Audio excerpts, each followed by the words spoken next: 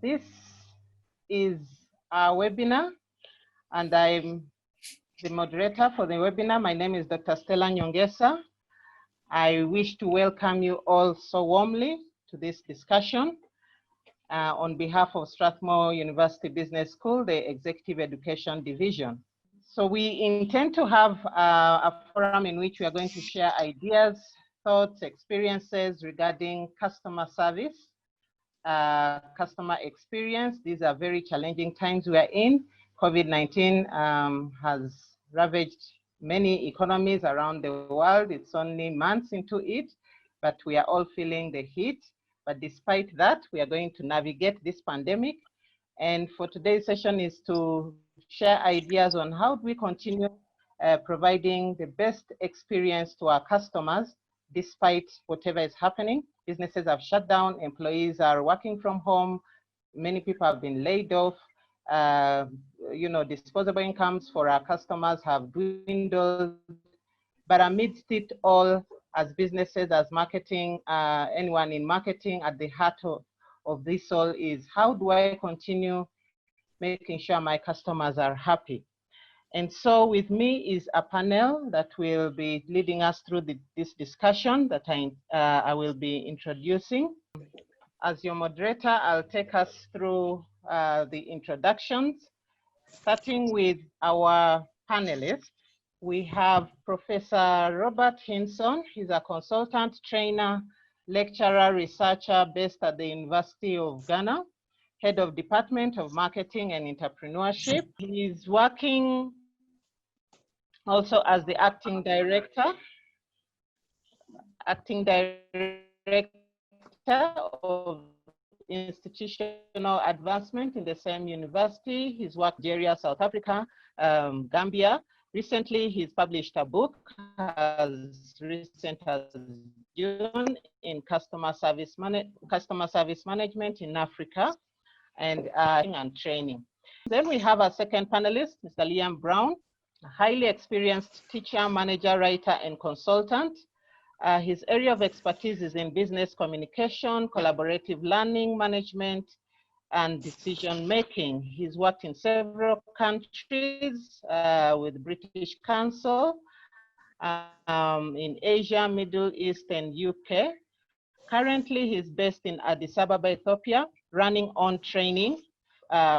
now a training firm called Liam Brown Training in Addis Ababa, specializing in designing and delivering intensive soft skills learning programs. So welcome, Mr. Liam Brown. Next, the third panelist for us is Dr. Nancy Njiraini. She's a trainer, researcher, and lecturer as well at Strathmore University Business School. Currently, the Director for Management Development Programs in Rwanda. Work experience spanning 25 years with various roles in strategic management, marketing, and customer experience, both in Kenyan corporates and in the UK.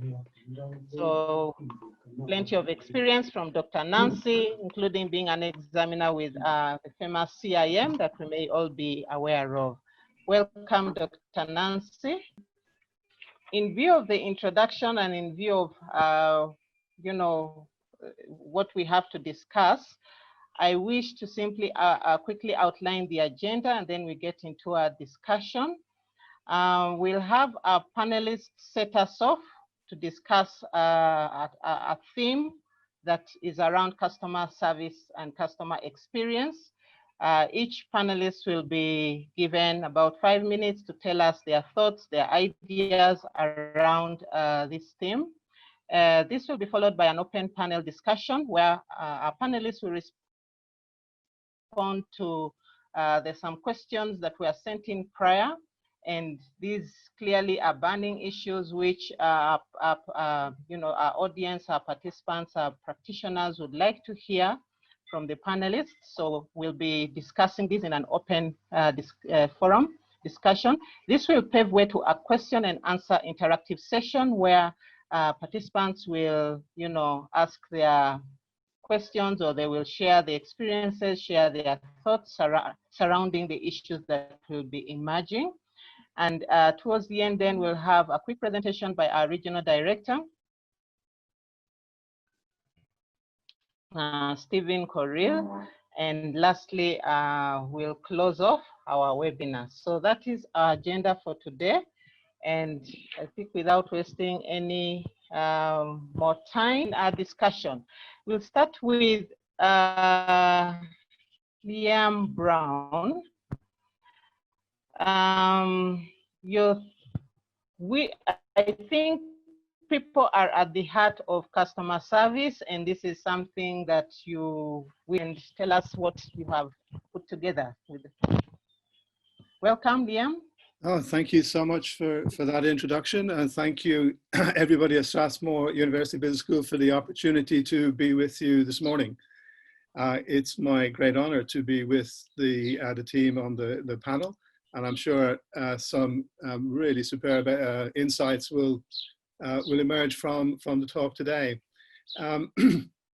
My background is in mostly human resource development, and I spend a lot of time with the customer service environment for different kinds of organizations.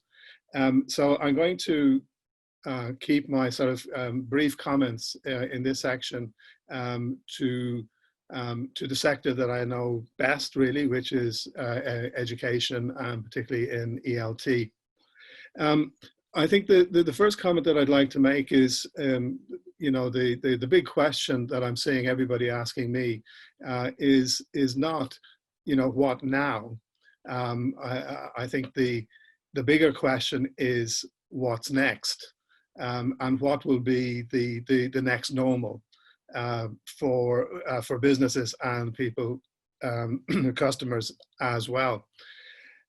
So in the education sector particularly, what we're seeing in around the sector and you know, across retail, etc., is spending is down, as in, you know, way down. In the US, it's something like 40%. In the UK, about 44%. So that's the first, you know, hit. The second one is the massive move from a kind of a face-to-face environment to the digital. And this has impacted so many aspects of the customer experience, and also just in terms of, you know, product design, product use, etc. So that was a major change. The third big thing to notice is that the number one concern for people now is safety, customer health and safety, and this again has you know, come to the fore really strongly for people to deal with. But just to start us off, my theme, if you like, and I'll come back to it during the questions, I'm sure. Customer service is about people. Many years ago, I would spend a lot of time in interview panels recruiting customer service staff, customer service managers. And, you know, very often we're kind of constrained by the kind of formalities of the interview. You ask these kinds of questions, digging deep into their past. And I found it very often a very frustrating experience. And one particular day, I had a candidate, and I really wasn't getting too far with understanding, you know, whether this person was ideal for the job. And then I realized I was missing the one question that would solve that problem for me. And it was this. I asked the individual, do you like people? And with that simple question, the candidate just completely opened up. You know, I had to, you know, sort of jump in 5 minutes, 10 minutes later to actually stop her. And what was very clear was that she loved people. And I think I'm going to come back to that throughout the discussion today, because customer service is all about people. And that has been augmented even more during the, you know, the pandemic issues that we see now. So in the world now, what we're seeing is that three priorities have come to the fore, and how these priorities impact on customer behaviors is the big challenge for customer service, it seems to me. and obviously, as I say, the people that work in customer service. And the first one is digital excellence. And this has been a shock for many businesses that have had to migrate, not just the service side, but also delivery side and the experience into the digital world. And for many, this was, a huge step that they were unprepared for. The second priority, I think, is for for businesses to consider a kind of a safe and what you might call a contactless engagement, or at least a reduced engagement while still remaining, human. And the third priority, I think, is gaining customer insights. So in other words, for many years, we've understood our customers and their context and the things, their needs, their problems, their issues. But this COVID experience has kind of upended all of that. And I think that we're going to have to re-engage our efforts to understand, exactly what the priorities are now in that in this new context. Digital excellence, of course, that I mentioned earlier, is really a disruptive experience for many. In the world that I work in, what many have done is taken a kind of an agile, iterative approach, a kind of a tested and see. And of course, the driver was to try to make the digital experience for the customer on par with the in-person experience, and that includes the experience of the product. Now, of course, you get benefits with the digital world. You get cost reduction, perhaps, and you can also increase reach if you do it well. And what people are noticing is that there seem to be sort of fewer problems that have to be addressed directly with the customers, but they're tending to complain more, which is a phenomenon that we'll come back to, I'm sure, during the morning. I think the thing about customer insights is also another challenge that I mentioned earlier. So there will be, perforce, a kind of more engagement. And in that engagement, where you're looking to build, it seems to me, is it's not just about customer acquisition and sort of, answering questions. There's something else that needs to be going on. And again, it's throwing up a lot of challenges. So how do you build loyalty in this new COVID environment? How do you build these new communities, for example, and how do you support and nurture relationships? So the idea of, kind of acquisition being surpassed by a loyalty. It seems to me that what customer service, the new kind of context, my theme is around people, is how do they exploit, if that's the right word, or take advantage of these new contact points that the digital environment has thrown up. And it seems to me, as I mentioned earlier, the do you like people as the single most important aspect before and in this new world. So people who like people are they're relationship builders. That's not going to change. They will take a consultative approach. They will be good listeners, good communicators, and the sort of the behaviors that will most come out will be the empathy for people who are struggling.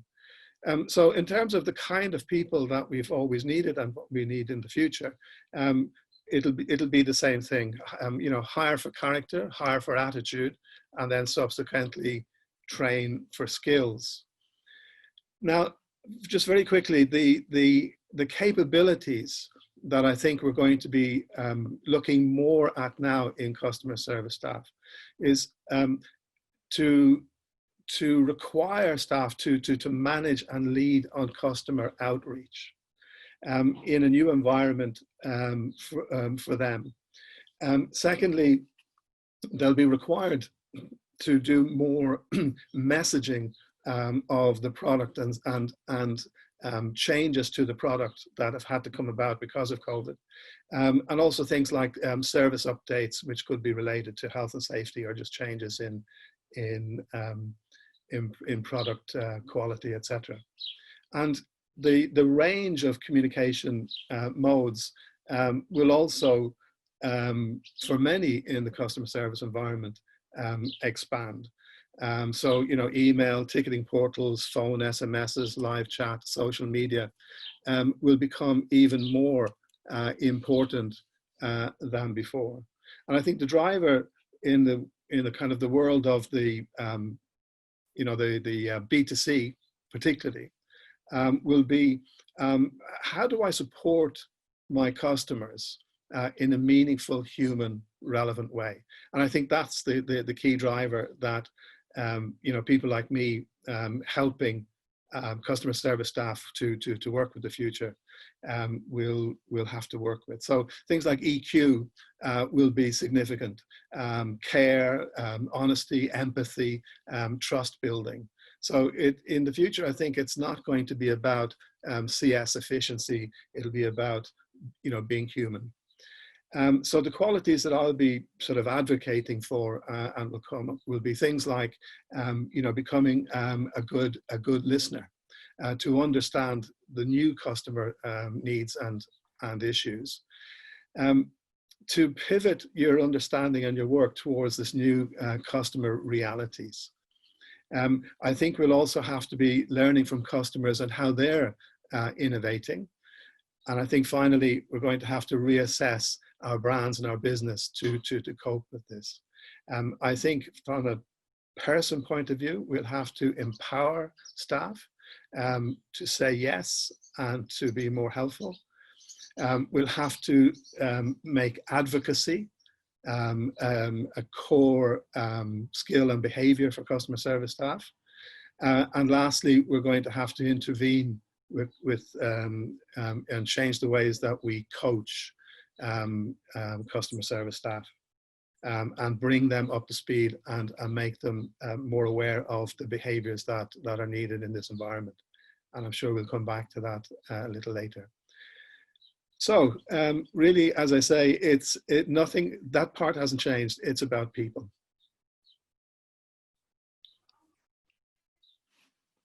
Great. Thank you very much, Liam, for that inspiring you know, discussion on how we can make people at the heart of our customer service, where we need to understand the new customer and the things we need to do in order to still deliver our products to satisfy their needs.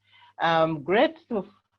Let's now have our next panelists come in with a discussion or a presentation regarding customer service and shared value. That's Dr. Nancy Giraini.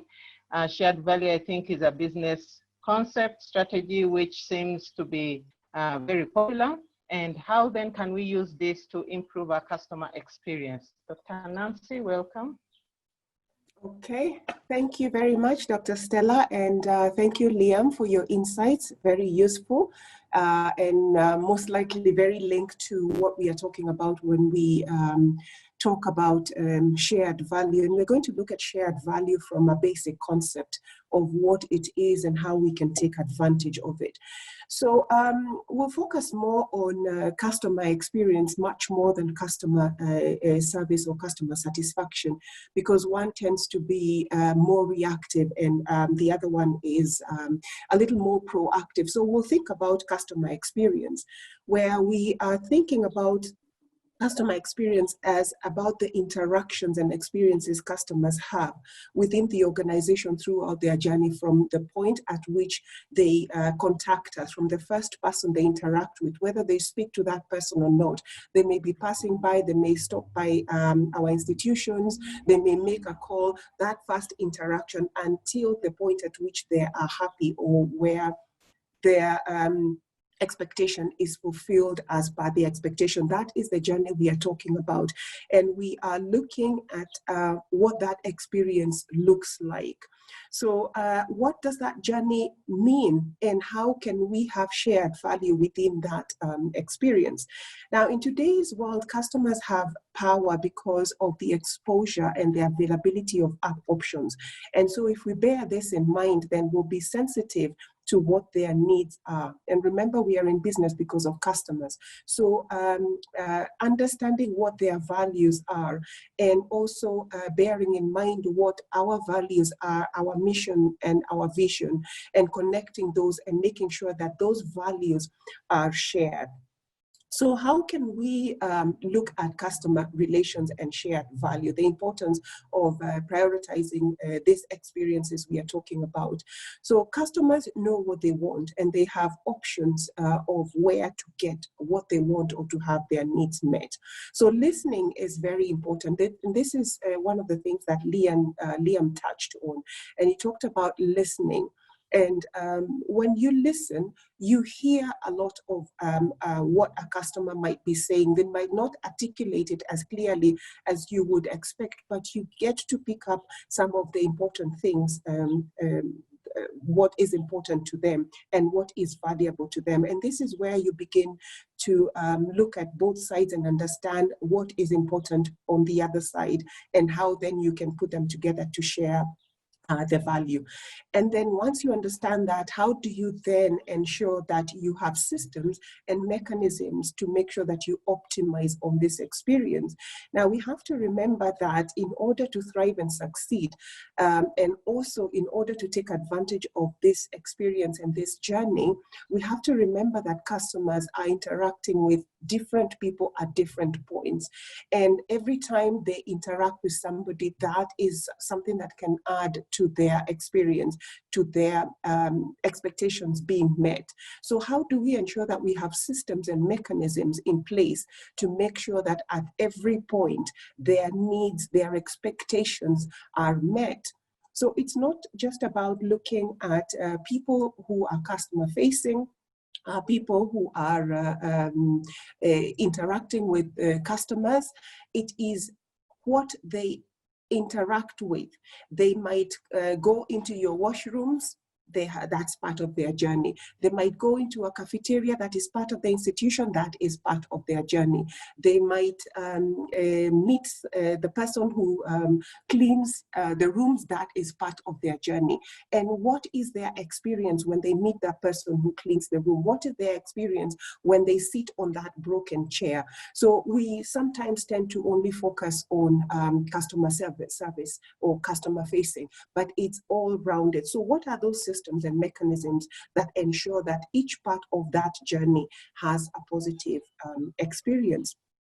So how then do we understand what customer value is, and how that measures or how that links with our values? It is about understanding who are the value creators, who have the potential to create or to provide that value, and what we do with what they provide. So the value creators are both inside of the organization and outside of the organization, the customers.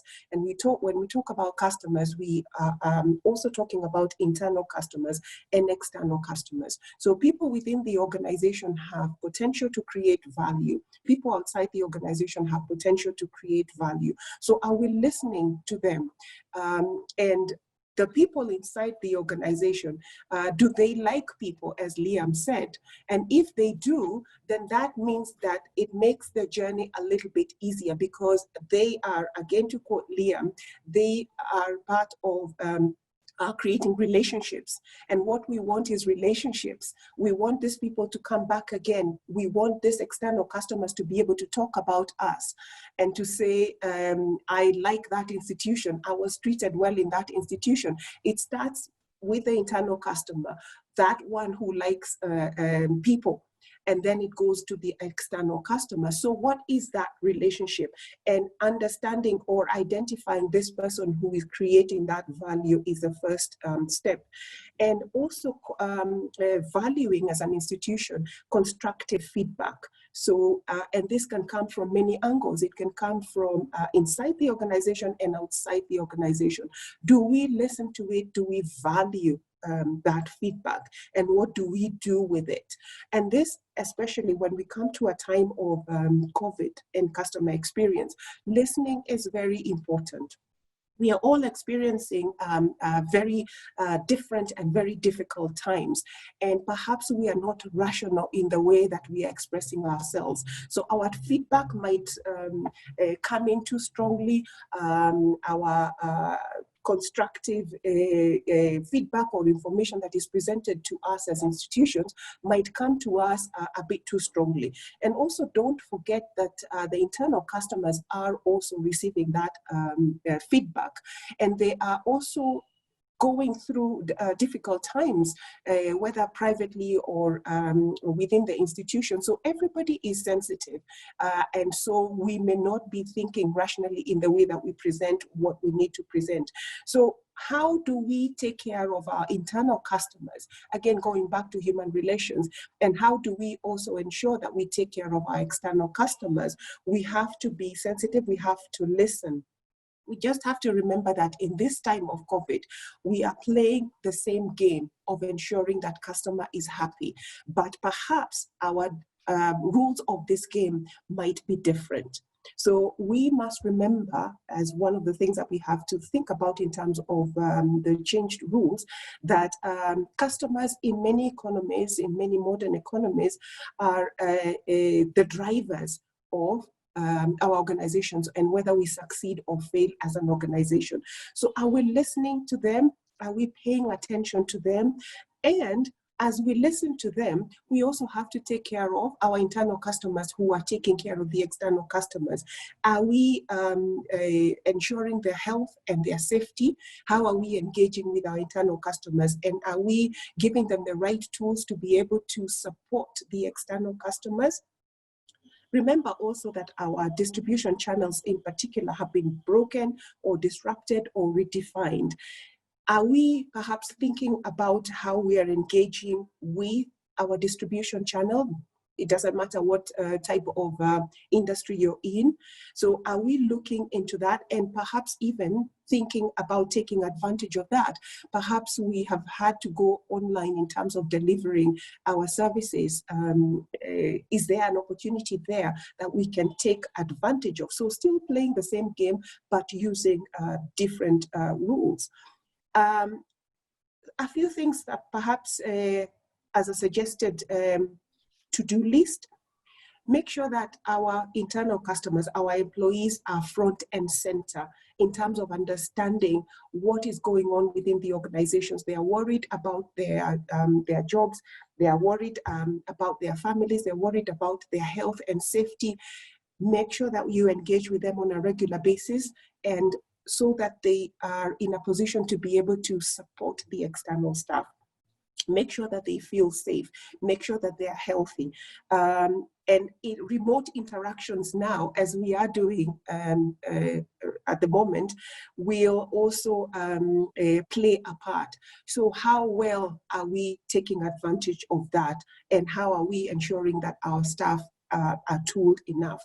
And then don't make assumptions about measures that we have used in the past, as well as drivers that we have used in the past. Review and reflect on them on a regular basis to make sure that we are well focused to take advantage of this particular situation, and also thinking about the future. How do we face the future with the new rules to the game that we are playing?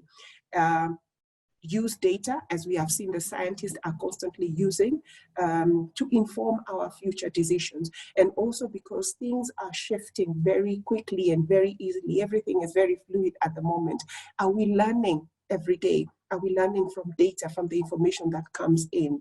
And then involve employees in shaping the next action. Involve customers in shaping the next actions. There are going to be a lot of review of decisions. Do I still need to use this product? Do I still need to use this service? Can I get it at a lower price? Can I get it elsewhere? So if we do not pay attention to the direction that our customers are going, the values that have changed, then we are going to miss out on this game. So I'd like to end there so that we have time for other things. So thank you very much. Very good. Well, thank you so much, Dr. Nancy, for that insight regarding how shared value can be used to enhance customer experience, touching strongly on issues to do with, yes, you must listen to your customer, and going down to, emphasize how our own employee and organizations may not be immune to this pandemic and its effects. We're also human beings, and therefore we must also take care of them, understand what safety measures they need to, we need to put in place, how best to enhance their safety, and of course, look after them while working remote or wherever they are. Use data to inform our future decisions, involve our employees. Very powerful insights there. Thank you, Dr. Nancy.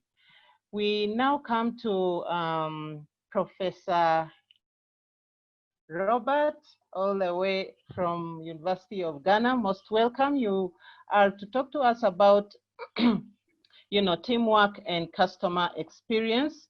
Very much a case where, despite working remote and despite the pandemic and its effects, we still need the team's approach to achieving our marketing and customer service objectives. So welcome, Professor Robert. Yes, Share madam. your Thank insights. you very much.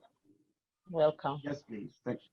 Thank you so much. So welcome, and thank you everybody for joining this webinar as well. It's an absolute pleasure to be here. And like Liam and Nancy before me, it's an absolute privilege to join you today. Just to put what I'm going to present in perspective, I will speak broadly about the effect of the COVID pandemic on how I believe we should be delivering customer experience as organizations in Africa. And then I'll close off by discussing what I think should characterize well-functioning teams that can deal adequately with the menace that this pandemic poses. So that is basically how I'm going to approach it. And let me start by saying that this morning we are 13.1 million globally affected, 13.1 million. And we are at 7.23 million recovered, and over 500,000 have died, 572,000 to be exact. So in Kenya, we are 10,294, not too bad. Ghana is at 24,988, give or take. In Kenya, 197 have died. In Ghana, 139 have died. When this pandemic started, we all thought it would just come and go, but it's not going. So I've heard phrases like, we have to live with it.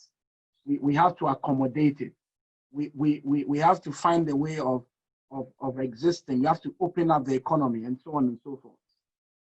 So given that the pandemic is not going away, how do we then proceed as customer experience professionals, customer service advocates?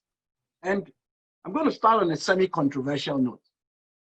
It's a matter of empirical record that across Africa, several organizations were not doing too well with customer service before COVID arrived. Let's be honest with ourselves.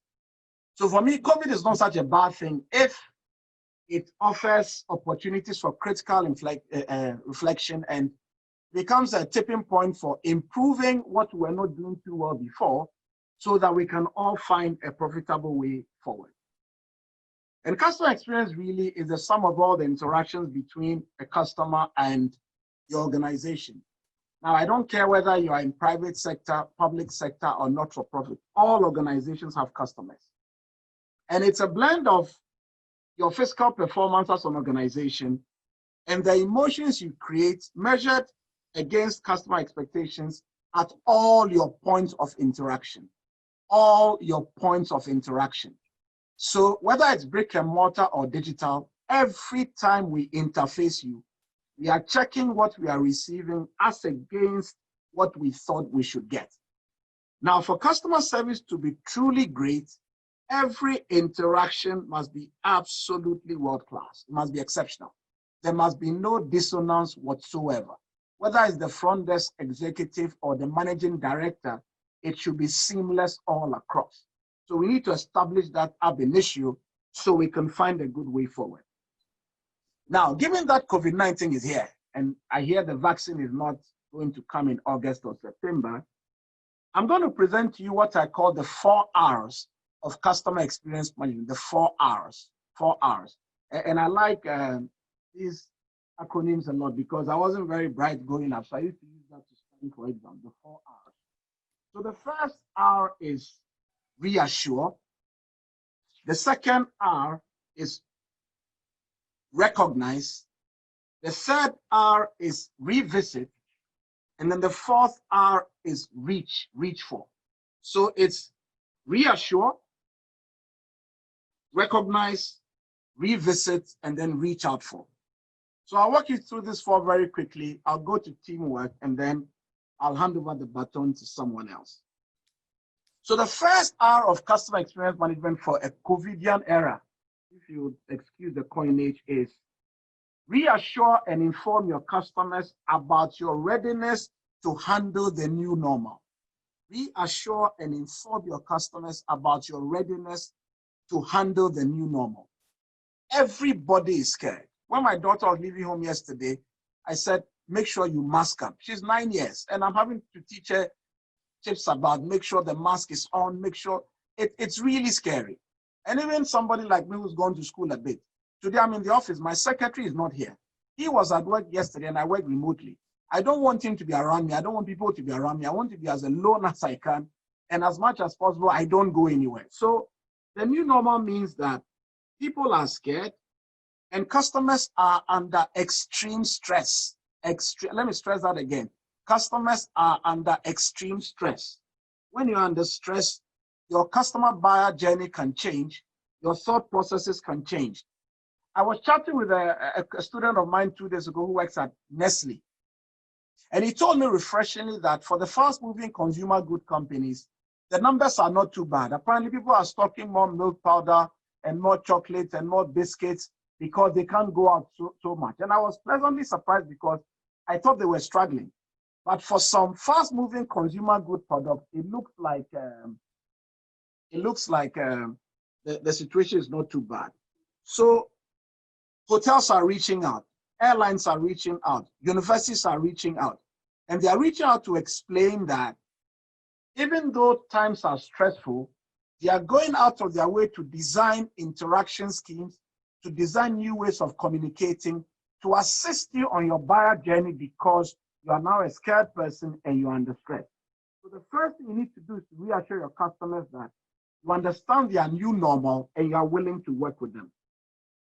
Point number 2, recognize that digital is the new normal. Now, I say that advisedly because in several parts of Africa, digital is still not something that is normal because people are still in very remote areas. But for a lot of cosmopolitan areas, a lot of capital cities, digital is now the new normal. In January 2019, even before COVID arrived, EcoBank had introduced something called Rafika, which is a chatbot. And the chatbot was going to help you, if you're a Facebook user, to do some kind of contactless remote banking. And so even before COVID arrived, people were experimenting on this continent with machine learning, with artificial intelligence. And nowadays, delivering a lecture right now by Zoom is so normal, it's not even funny. I do all my lectures via Zoom, or I use Sakai, which is the university learning management system. And I was having a chat with my vice chancellor last week, and my question to him was, I said, VC, listen to me. When next semester comes, and that is in August, September, are we going to stay totally virtual, or are we going back to brick and mortar? The vice chancellor looked at me and said, Bob, you know what? I think we are going to go for blended learning approaches because we can't house so many students again anymore. So in the scheme of things, we'll still be delivering via virtual modes. And once in a while, students may come to campus. I said, wow, okay, so we are going for blended learning going forward. Digital is the new normal. And for service providers, we need to develop our digital capabilities. But because services are co-produced, we also need to help our customers to develop their digital capabilities as well, because they need to know as much as we know in order to produce successful service outcomes. So number one is reassure and reinform your customers. Number two, recognize that digital is the new normal. Number three, revisit the basics of great customer experience. And my friend Namdi Madichi is asking me on the chat whether customer service and customer experience are the same things. They are slightly different, but I'll deal with it a little later. So before COVID, what did great customer service mean? It meant one, a welcoming environment. It meant two, knowledgeable staff. It meant three, prompt communication. It meant four, excellent after-sales service. Number five, it meant proactive problem solving. These things don't go away because COVID came. So we need to understand that the fundamentals are the fundamentals. Digital or not, we still need to be strong at what basic customer service means. Welcoming environment. Nowadays, when you enter a physical banking hall, you are looking out for sanitation protocols. You are looking for the sanitizer.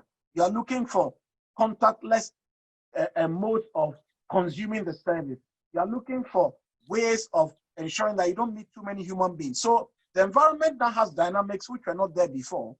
But being courteous, saying good morning, Liam, you're welcome, it's still basic. So you still have to excel at those. Don't even delude yourself into thinking that because COVID has come, everything is digital, so first principles go away. They do not go away. You still need to excel at first principles. Knowledgeable staff. Come on. Even before COVID, you could walk into a banking hall, ask for a mortgage finance product, and get bad advice because the teller doesn't know the first thing about mortgage products. And he tell you things like, well, come back tomorrow, I don't know. So this thing about knowledgeable staff, because COVID has come, you need to particularly strengthen your staff capabilities when it comes to product knowledge. For a bank, for instance, they need to develop deeper insights regarding the suite of products you have. They need to understand things like unique selling, benefit bundles. They need to know how your products rank against competitor products. Customers don't have time anymore. So in this high stress environment, you need to have knowledgeable staff. Prompt communication. When the stress is high, you need to hear quick.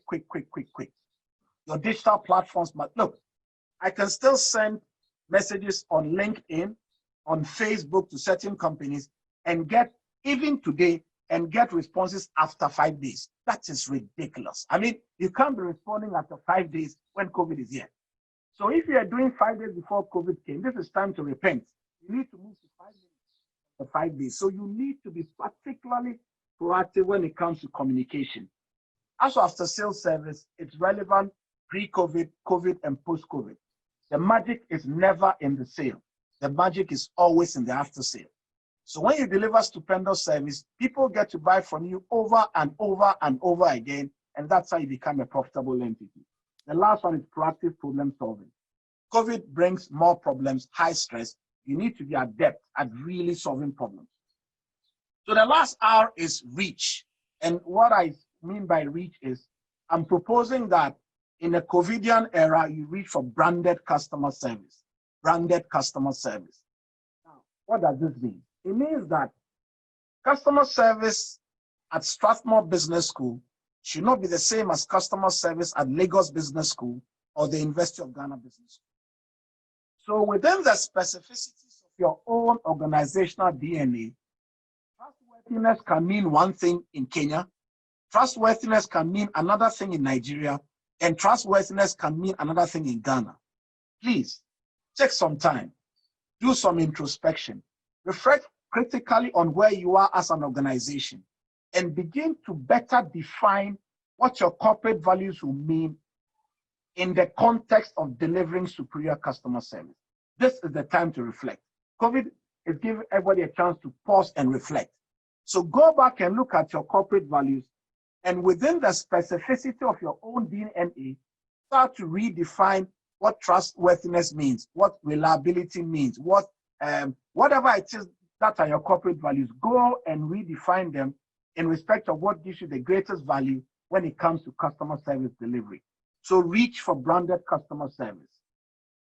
Let me close by saying that given the 4 R's I've mentioned, they will be delivered best if you have strong teams. Now, a team is a group of people or technologies who collaborate on related tasks toward a common goal. And typically, organizations would have project teams, they would have cross-functional teams, or they'll have virtual teams.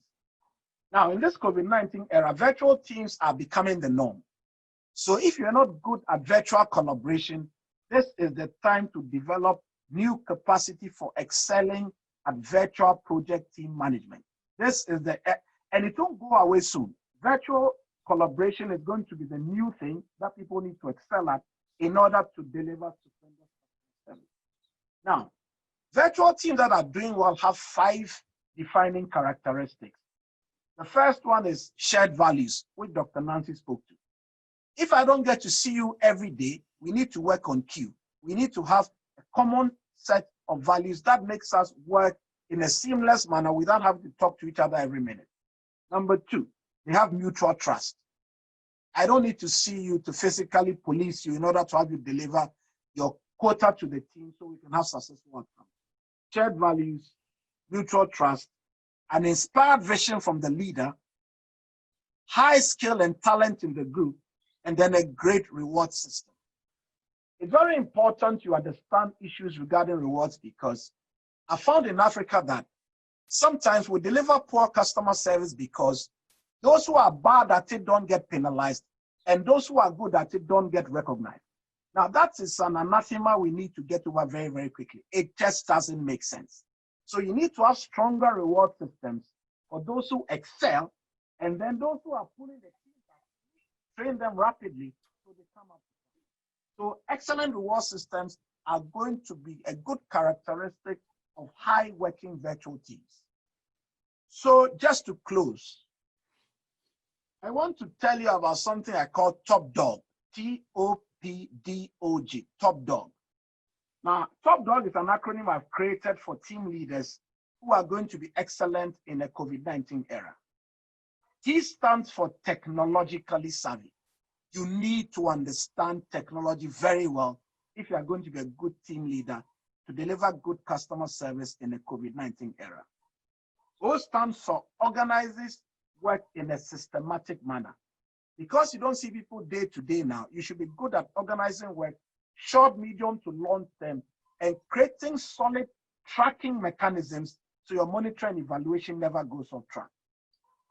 P stands for polices customer interest jealously. A good team leader in the COVID-19 era will always police customer interest. You are still focused on it, even though your team is depleted, even though your team is also under stress, customer interests are still paramount.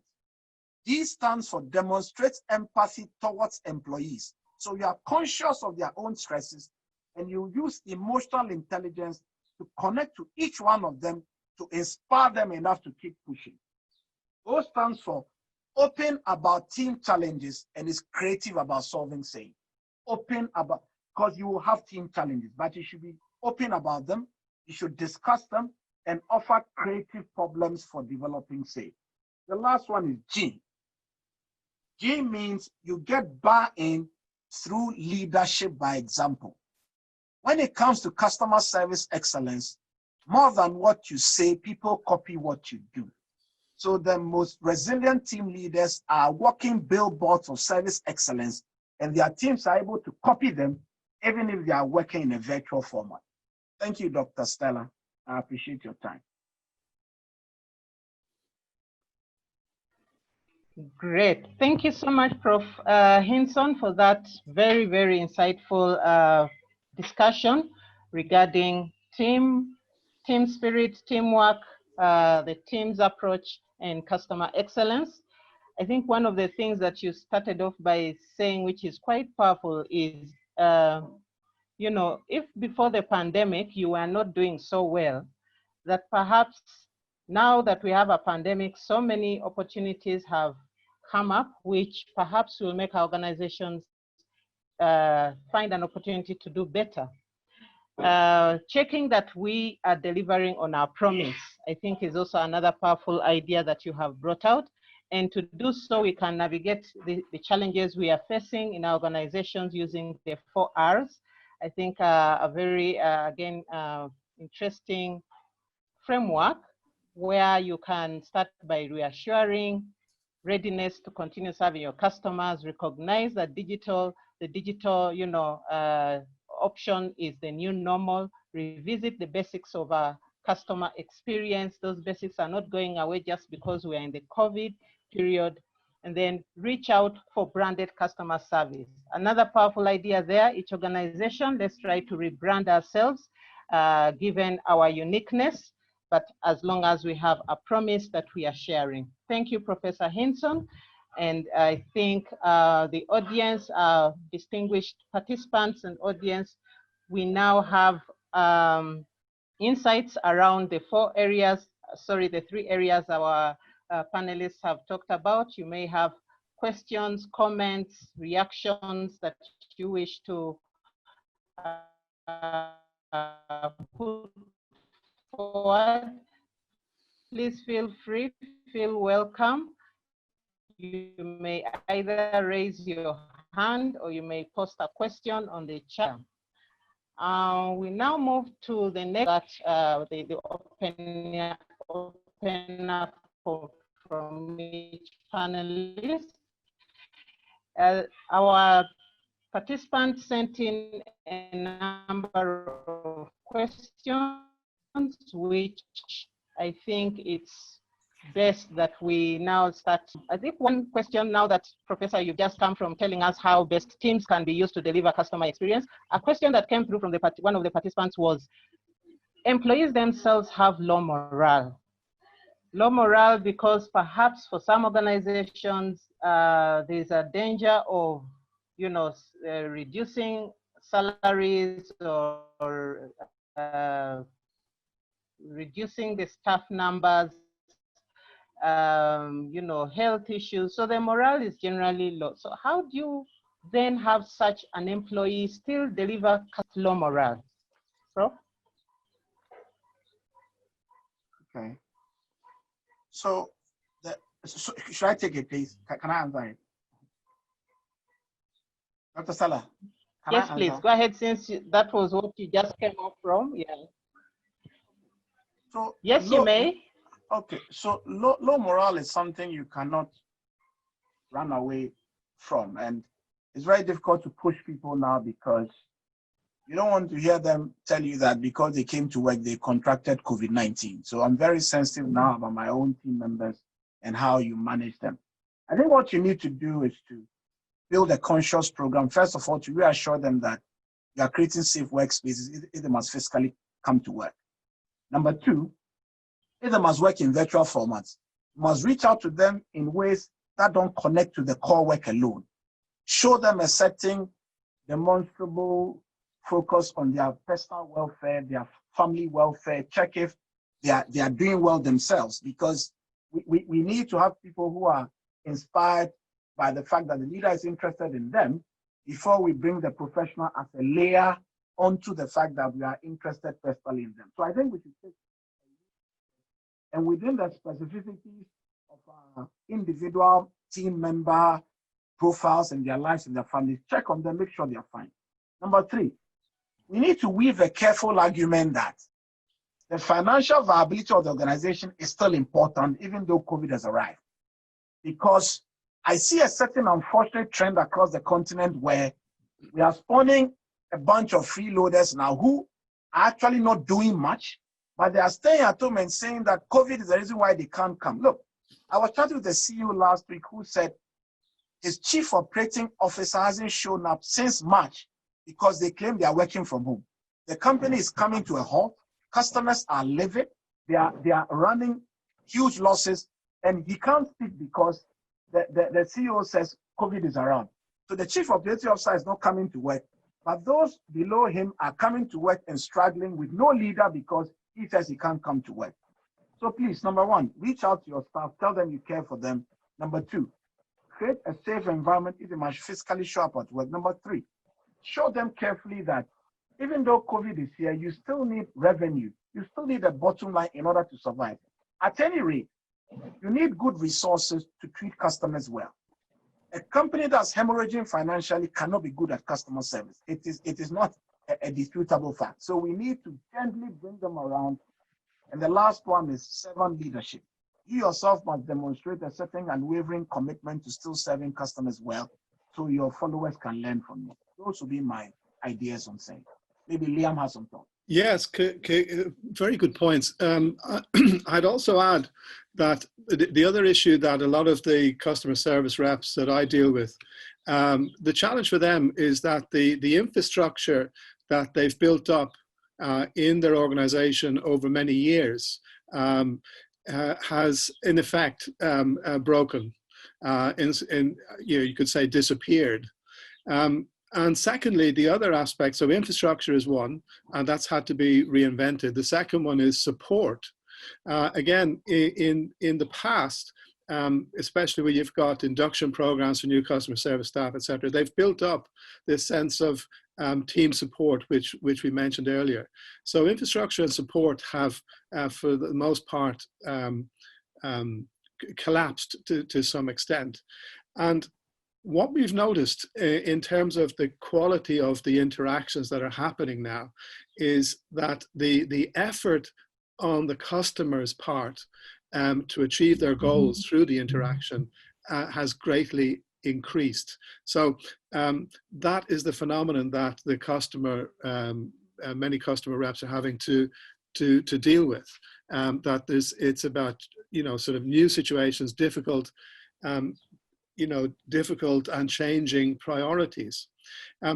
Now, alongside all of this, what's happening on the support side is that companies are looking to see how they can have a more integrated approach to, for example, the coaching that they give to customer service staff to cope with these new demands on their skills. What's very interesting is that now that the teams have been dispersed and they're operating for the most part from home, etc., when they do have an interaction with their managers, the focus tends to be on metrics, which is quite interesting because in the past, when you didn't have these difficulties, the focus was on behaviors. So my suggestion here would be to revisit the whole learning and development and support systems for customer service staff, and look to see how you can integrate sort of interventions, if you like, to their daily work.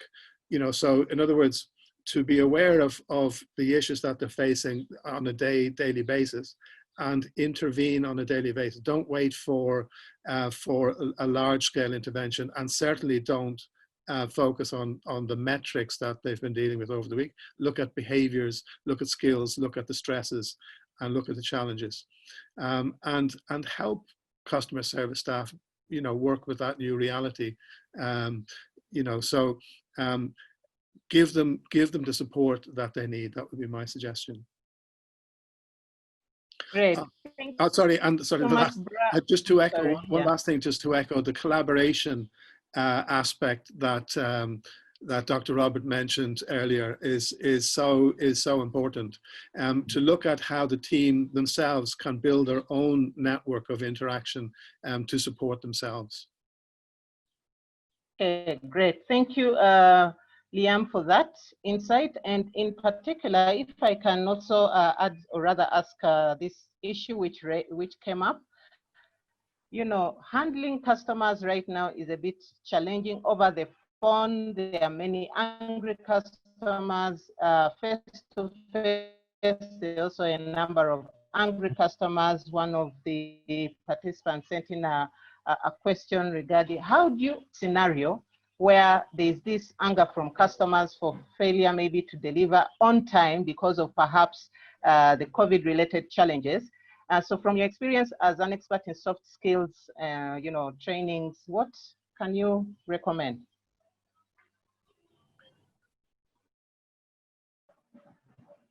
sorry, who was that directed to? Liam, it's to you. You're the soft skills me. guru. Sorry. Oh, Yes, sorry. yes, sorry. Yes, sorry. Well, again, it's about well, it's very interesting. If you look at the kind of contexts for where these sort of difficult moments come in. For example, airlines, when they have customer service staff that are based at airports rather than you know, in the air. When you arrive at an airport, the staff there only deal with issues, only deal with problems, because we tend not to congratulate the ground staff for the flight that we've just had. So what I would recommend is, again, to focus on the classic skills of empathy, positivity, and also training processes. You know, so in other words, where they're not, where they have steps that they can follow, things that they recognize in the conversation as it unfolds, and to, you know, literally put themselves in the customer's shoes. I mean, it seems to me that in that respect, nothing has changed.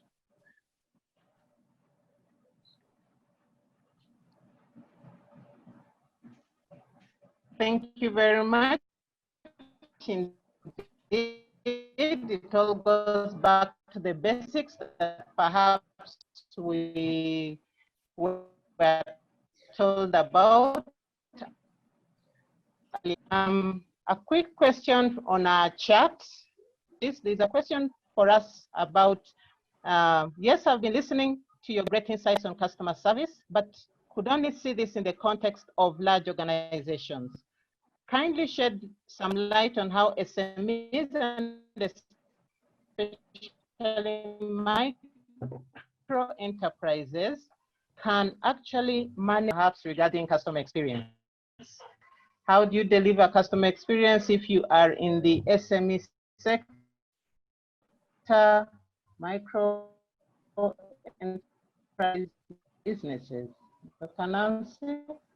Okay, thank you, Dr. Stella. And the question about customer service or customer experience being a high profile or expensive process is not accurate, because it depends on how you design, how you engage with your staff.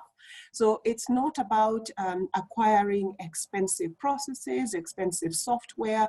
It is determining where you are as an organization, who your customers are, what your product is, and then designing a process around that. So the fundamentals are the same. The principles, the concepts are the same. You apply them based on your organization and what you want to achieve. So whether you are running a large corporate or whether you are running a micro or an SME, the fundamentals of listen, be empathetic, pay attention to your internal and external customers, those are still the same. Even if you perhaps choose to use some type of software, there are different variations to certain systems that you can use. There are some that are free and easy to access. So the element of cost, I am not sure if it really comes in at all. The fundamentals are the same. You apply them based on where you are in terms of the organization. So what is it that you want to achieve? What values do you want to apply? What are the key messages that you want to send to your customers?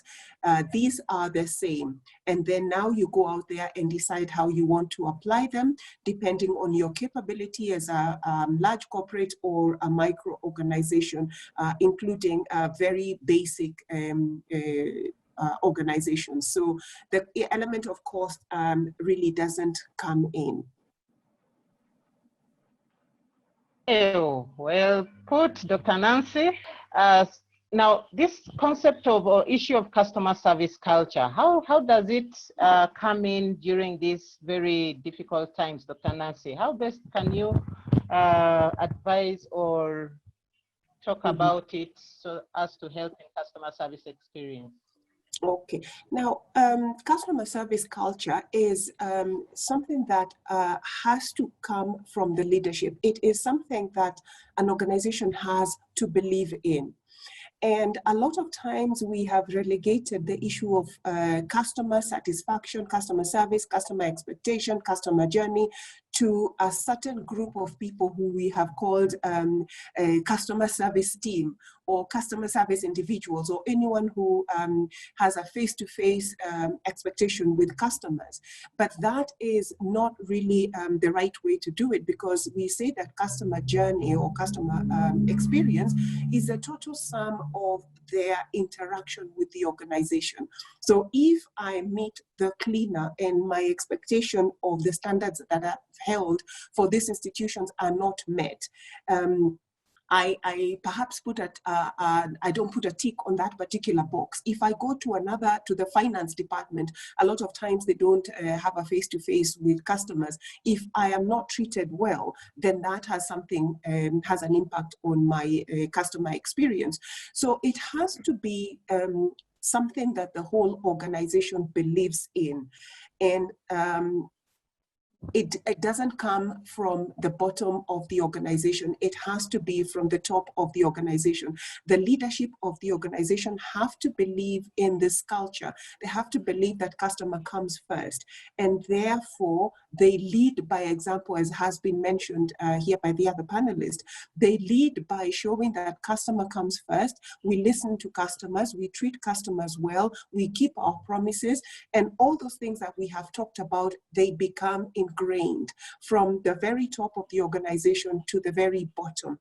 And so that is the culture, or perhaps I might say the philosophy of the organization, where we believe that we treat customers a certain way. We keep our promises, we provide timely information, not just in one department, not just a certain group of individuals, but everybody within the organization. Now, this also applies to internal customers. When we are dealing with each other, how do we deal with each other? How do we share information? Do I perhaps not give you timely information just because you're my colleague? Do I perhaps overpromise and not deliver just because you are my colleague? You are still a customer. And if I don't treat my team members and internal customers the right way, that might also translate to external customers. So we have to start the way the culture from the way we behave with each other, and then that will translate to how we behave to others. And some of the things that we need to pay attention to are how we seek and receive feedback from both internal and external customers.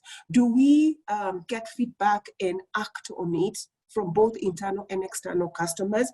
Do we communicate and establish consistency? Or are we perhaps saying one thing and behaving a different way? So are we consistent in the way that we engage both internal and external customers? Do we recognize and reward certain behaviors? And I think this is probably the domain of Liam, where he deals with human resource. The issue of reward and recognition is very important to the people who are dealing with both internal and external customers and human beings in general. So how do we deal with that? Policy is also very important. Do we have policy that guides our actions and our reactions? And do we make this available? Do we review it? Because times change, customers' needs change, there's more information, there are pandemics such as Corona. Do we review our policies to help us determine how we move forward? And do we make sure that these policies are distributed, are shared, and that everybody is informed? And do we train people on what we mean by some of the things that we say, some of the policies that we have written? So these are some of the things that form a customer service culture, which is a philosophy and which means it's a way of life. that we wake up in the morning thinking customer, we go home thinking customer, not just customer service team, but each and every person within that organization. Yeah, so I'd echo that very, very strongly. I think for me, the issue of the internal values have to be built into the, as you say, the DNA of the team. And one way to do that is to think about, you mentioned feedback, to think about feedback as part of a communication. It's not just simply the customer telling us a thought, it's us communicating back. And I'll give the example, many of you might be familiar with the, there's a restaurant chain in the UK called Pret a Manger. And one of their big things is they make it super easy for customers to tell them not just what they think, but how they feel. Now, this is really important to make that distinction. So I like the the notion of tell me what you feel, and then we'll analyze why you feel that way. Now, Pret a Manger, as I say, make it super easy for customers to tell them what they think and what they feel. Now, obviously, in a face-to-face environment, they use all kinds of tricks for that. They, filling out the card, putting it in the box, that kind of thing. And they're now, as all of us, having to reinvent that communication mode.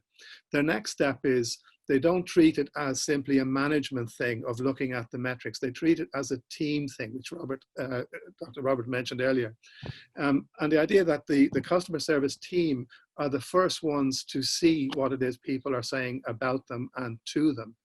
And Pret a Manger have this notion of we look at the good, the bad, and the ugly. And we celebrate together the good, and we deal together with the bad. There was also the mention of rewarding customer service staff for the changes that they're having to work with. And this is an interesting one because, I mentioned earlier that the best customer service staff are the ones that, like people and they like being helpful. That's their driving thing. So reward isn't necessarily a big thing for them, but what they do like is the idea of a proxy recognition. And for many of you, if you want to check Pret a Manger, there's some very good case studies where they looked at these proxy rewards. And one way to do it is where, for example, they give a star. Now, it's a gold star to individuals that have been complimented in the different media that they have. And the star is not a fake one. It's made by Tiffany's. And they give it to staff and say, this is for you in recognition. And many of the staff might have 5 or 6 stars to show the customer that we the company, have picked up on your commentaries and have shown and have reacted, and you can see the result that the staff have been recognized. So in other words, there are small things that you can do to build in this sort of sense of values that we've been speaking about all morning. It's not about the other people, it's about me and how I do my work, and it's all staff. Let me just say something small about Pret a Manger. Yes, please, yes. She used the example. I think they are one of the most fantastic brands ever made in the history of this earth. Look, till today, they still send me emails. They connect with me on Instagram. They tell me the newest recipes based on customer feedback. They tell you the meal of the day. I mean, like, I've eaten in several parts of London. I remember I stayed in Washington once for a meeting. The hotel had no food. The Pret a Manger was the breakfast place. I thought it was so profound. I mean, this was a hotel that didn't serve breakfast, but they'll point you to the Pret a Manger across the road and tell you, go there, and then you can buy breakfast. I mean, it's such an endearing brand. And for brands that have built such strong emotional bonds, COVID or not, you tend to stay. So the thing is to ensure that you build a good, lasting relationship, ab initio. So when the rough times come, people don't desert you. I thought I should just say that for the record, because you mentioned that brand. I can testify to the fact that it's a brand I love, and I'm totally Ghanaian. But anywhere I meet them, I will go and eat from there. Very good. Wonderful, great. Thank you for that insight, Prof. Indeed, service culture needs to be driven from the top, right from the top. The moment the top management, top leadership is committed to this, then everyone else may fall in place. Thank you, and I think it is now time to also open up. If any of us has a quick comment, recommendation, suggestion, please feel free. Let's go ahead, Prof. I think the question in the managers and staff think that customer service is only for the team in charge. How can you change this mindset? It's a very fascinating question, and it's also a very common question across several institutions in Africa, where customer service is a residual matter. I mean, in September, most organizations in Africa will be completing their financial plans. They'll complete their marketing plans. They'll agree a human capital strategy. Very few organizations in Africa will sign off a service excellence strategy with clear deliverables, with clear benchmarks, it's very rare. So it's as if customer service is still not being elevated to senior management board type discussions. I did a survey 12 years ago for the 5 of the biggest banks in Ghana.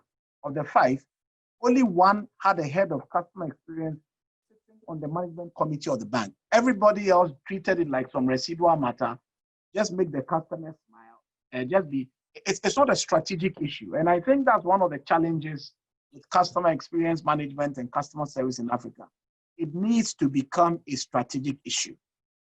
Barclays, which is now ABSA in Ghana, on the 1st of July, appointed the first ever chief customer officer in the over 100 years that bank has been in Ghana, over 100 years.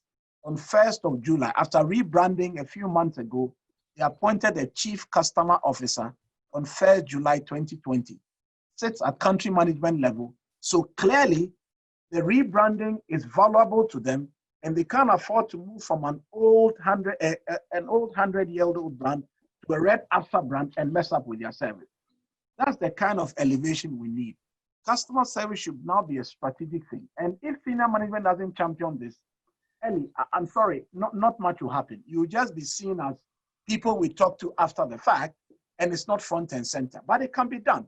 I've seen companies that have done it, and the CEO is the chief customer experience officer, and they take it very, very seriously. When the CEO makes it a personal agenda, it affects thinking, it affects strategy, it affects structures, and soon it becomes an organization-wide philosophy. Otherwise, it will still be matter COVID or no COVID, and then we'll all be in trouble. Senior management must take full charge, make it a senior management issue, put in the appropriate structures, resources, strategy, follow through, then the miracle will come and be stellar.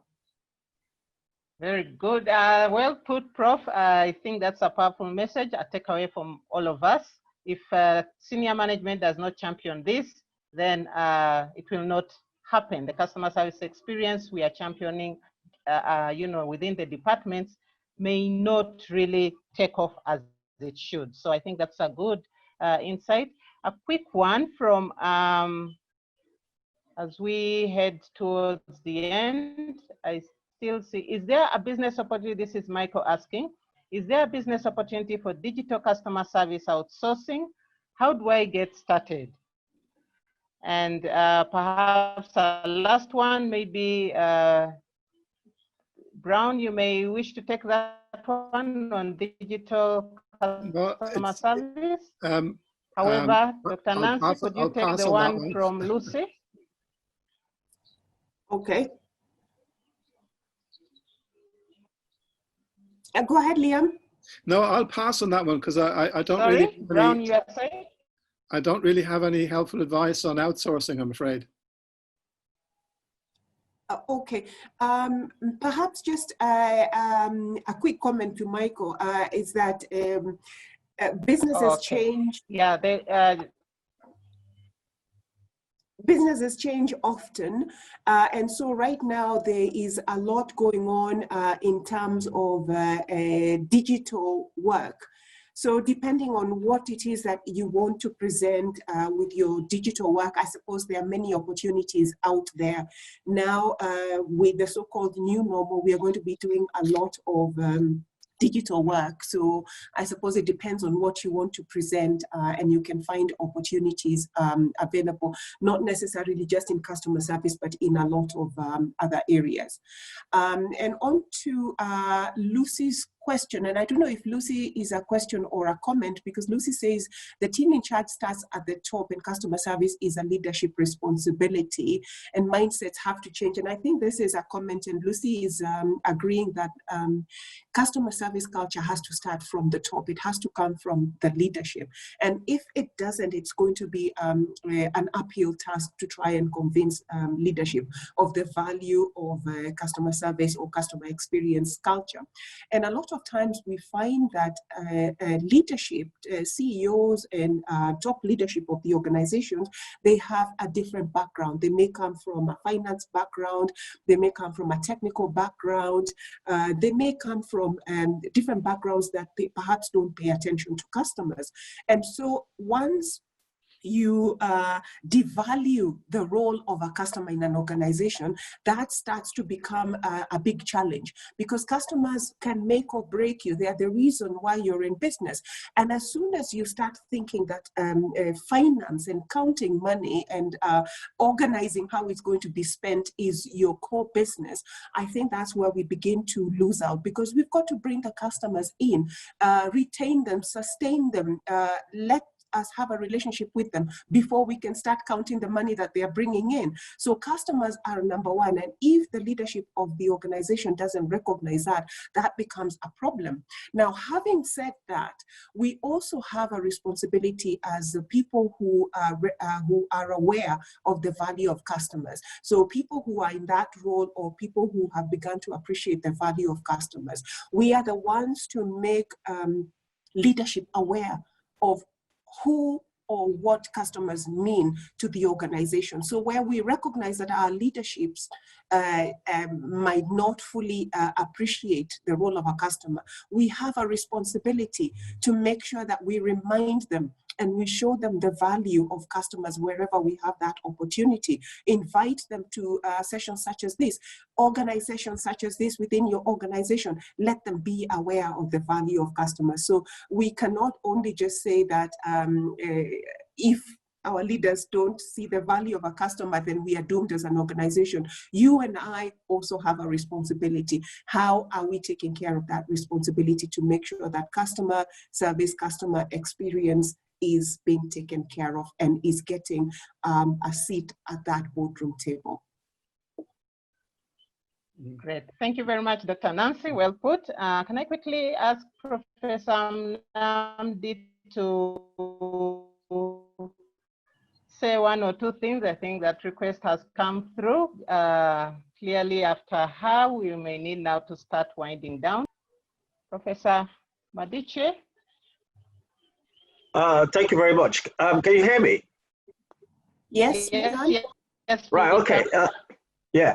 I posed a question earlier on regarding how you can actually ensure that our suggestions on improving customer service and customer experience works for the small and medium enterprises, small and medium-sized enterprises, and not just SMEs per se, the informal economy. I posted a link to a call for papers talking in particular about African economies, where we know that the informal sector is one of the largest employers on that particular continent. And we're looking at the small businesses and their contribution to the growth of African economies. Needless to add that, it's actually the small businesses that provide the training for the large organizations when it comes to customer service. So I think we need to reflect a little bit on that and begin to appreciate or interrogate how the whole notion of customer service or customer experience plays out in that particular space, the SME versus the informal sector. Thank you very much. Great. Thank you, Prof, for bringing in that perspective. Indeed, small business sectors are a key player in our economies in the developing countries, and therefore we cannot afford not to include them in this conversation. And I think the information and link you have shared with us will be useful. So hopefully we, the participants, we can pick that link up and we see how to, take the conversation even beyond here. Thank you, Prof, for that.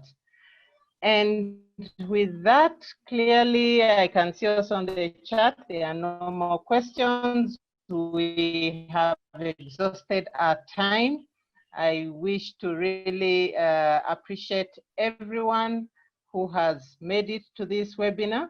But before we do the closing remarks, we have our regional director, Stephen. Yeah. Thank you very much, Dr. Stella and the panelists. I think it has been a very great discussion. Yes. Time is becoming a limiting factor for us. We are already 3 minutes above it. Sorry for everyone for the delays, but of course, I believe it's insightful, and what has happened here is great. And definitely the conversation has to continue beyond what we have just received today. I just wanted to share a bit of a small presentation basically on what is happening then at SBS coming. And this is the new kid in the block that maybe the participants can take home as they look towards it, if they wish to continue discussions in this particular topic and going forward. We have now what we call the Strathmore Business School bite-sized programs that we are launching. These are basically programs that have been divided into a modular approach and delivered over 2-hour sessions, and they will continue for a period of probably 4 weeks, depending if you are signing up as on the open program platform or if it's a customized solution. And we have more discussions in relation to this. We have a variety of courses that are basically meant to build the whole you in different ways. And most of these programs are very modular, and they have been brought from workplace issues. So you'll find that they are more relevant, and you'll meet more great speakers, just as the panelists that you have received today and the ones that you have seen as we discuss this. So you'll find that the programs that have been created in the Bite-sized moment are working towards making you better. And customer excellence is one of those programs that are coming up, and we have it on the 29th of July this month. So you'll find that the main 4 modules that are going to be covered in that program include the value and importance of customer service. One of the discussions that has happened during this particular webinar, more of that will happen during our module 1, and this is going to take place from the 29th of July. You can quickly register for this, and it will be a good program that will build you plus your team in your organizations. Module 2 will work on what excellence in customer service is all about. So you'll be looking at more details on this and seeing how well you can improve your team in the whole aspect. And as Professor Ibo was telling you earlier, that the customer excellence part, we are looking at the whole system, not just focusing on the person, but how the whole customer journey works out, which is wonderful, and it will go through in the module 2. Module 3 will work on the customer service differentiator, and of course, module 4 will be working at how we can now work from the virtual space, just continuing the discussions that we have had. This will be very interactive classes, and I do hope that all of you that have registered from the various countries will get a chance to register, and you can contact our regional offices that are there. We have a space in Uganda, we have establishment there. Please, you can be able to write to us and register. We have an office in Tanzania and Rwanda, and of course the Kenya team. For the rest of the Africa team, please, you can join our website and get in touch with us. We will be able to quickly help you through in the registration process and get you on board with that program. I don't want to take people into a lot of information, but Dr. Stella, I turn it back to you. I know I was trying to rush because of time, but I hope that the discussion will continue and will work more. And thank you so much for the team for the great work that has happened. Thank you. Great. Thank you so much, Stephen, for that presentation regarding what is upcoming, an extension of the conversation we've just had. And indeed, we welcome our participants to share the information in your networks about this training that we have organized later this month. And with that, I wish now to extend a vote of thanks, starting with our panelists. We are most grateful for having spared the time to come on board. Liam Brown, thank you very much. Dr. Nancy and Professor Robert, for those insights that you've shared with us, the ideas, the recommendations. Thank you very much. In addition, we also thank the coordinators of this webinar.